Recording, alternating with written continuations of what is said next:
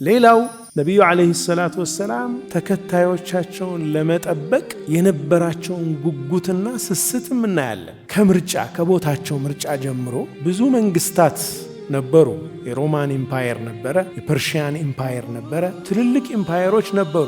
ከነዚህ ሁሉ ግን አቅረብ የሆነው ለተጅደና አሸደ ናሲ ዓዳወተን ሊለዚነ አመኑ ልየሁድ ወለዚነ አሽረኩ ወለተጅደነ አቅረበሁም መወደተን አለዚነ ቃሉ ኢና ነሳራ። አላሁ ስብሓነሁ ወተዓላ ለሙእሚኖች ከባድ ጥላቻ ያላቸው ጠላትነታቸው የበረታ ሆኖ የምታገኘው አይሁዶችንና አጋሪዎችን ነው። ለነሱ ደግሞ ቅርብ ወዳጅ ሆነው የምታገኛቸው ለሙእሚኖች የሚቀርቡት ክርስቲያኖች ናቸው ይላል አላህ። አለዚነ ቃሉ ኢና ነሳራ።